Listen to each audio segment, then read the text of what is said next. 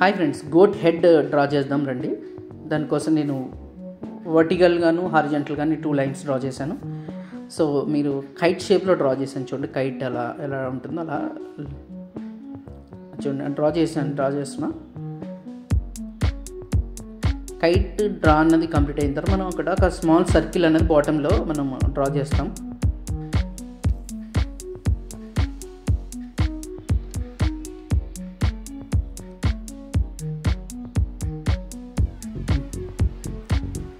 తర్వాత ఐస్ కోసం చిన్న స్మాల్ సర్కిల్స్ అనేది లెఫ్ట్ రైట్ కూడా సేమ్ వేలో మనం చూపిస్తాను. డ్రా చేసిన తర్వాత ఈ దవడల పార్ట్ ఏదైతే ఉందో హెడ్కి, సో అది కొంచెం కర్వ్స్ తిప్పుతూ మనం కిందకి లైన్ డ్రా చేసాం చూడండి. లెఫ్ట్ రైట్ కూడా సేమ్ వేలో డ్రా చేయాలి. దాని తర్వాత యాక్చువల్లీ బాటంలో యూ షేప్స్ అనేది డ్రా చేద్దాం. రెండు ఫస్ట్ ఒకటి డ్రా చేశాను, దాని కింద ఇంకోటి సేమ్ వేలో ఇంకో యూ షేప్ డ్రా చేస్తున్నా చూడండి. డ్రా చేసిన తర్వాత నోస్ పార్ట్ దగ్గర లైట్గా కరువుతో వీ షేప్ అన్నది డ్రా చేయండి. ఆ వీ షేప్ని కింద కూడా కొంచెం కింద లైన్కి తీసుకురండి. లైన్ రైట్ ఇలా లైన్ డ్రా చేయండి.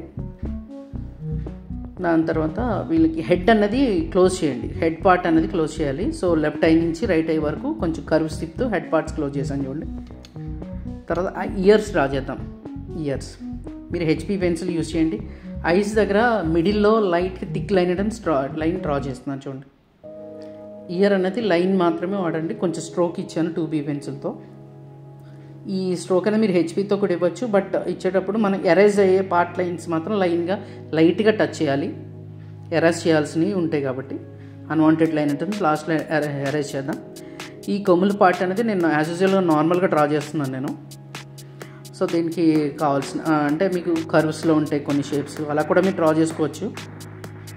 సో మార్క్స్ కూడా ఇలా ఇచ్చుకోవచ్చు.